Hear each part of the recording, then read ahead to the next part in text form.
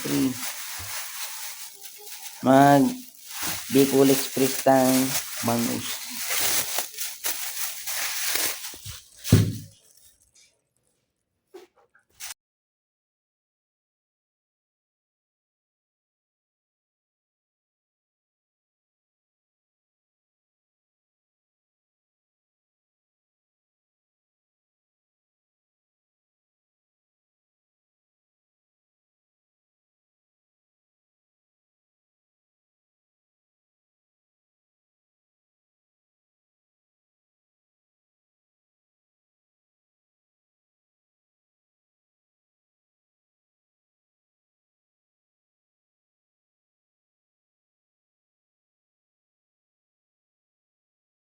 Iprito muna natin mga pre yung bangus. Ano yan mga pre? Bicol Express bangus.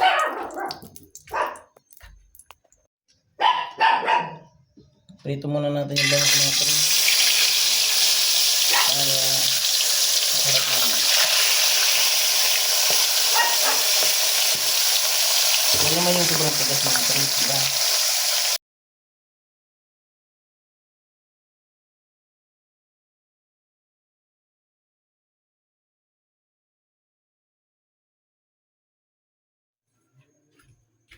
Mag-isa na ito mga pre. Yan yung ginamit natin pang prito. Pwede yan. Hindi yan marami.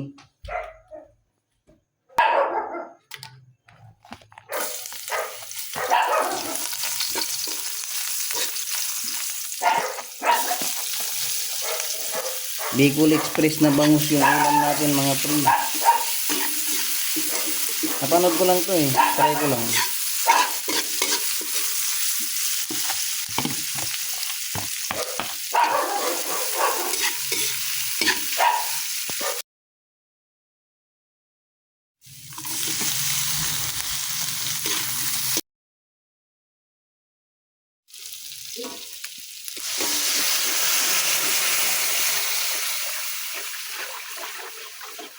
Patuyuin natin konti mga pre.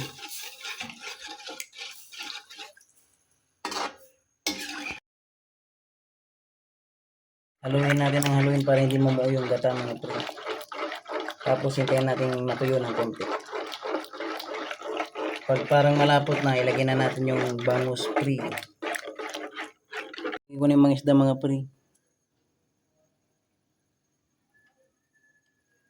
Pinarito natin yung konti. Para hindi kagad madurog.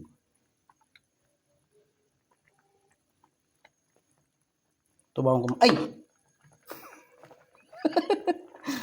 Muntik maputol mga pre. Parang binunlis natin siya. Patuyuin natin konti. Patapos na pre. Nalimutan ko paminta mga pre sa bitchin.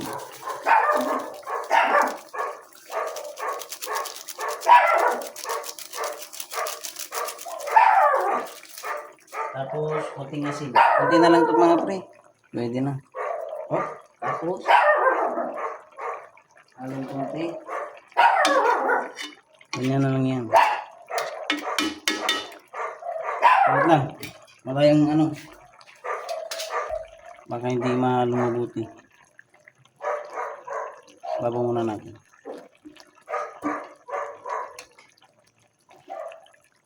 Para magsama-sama sila. Para matunaw.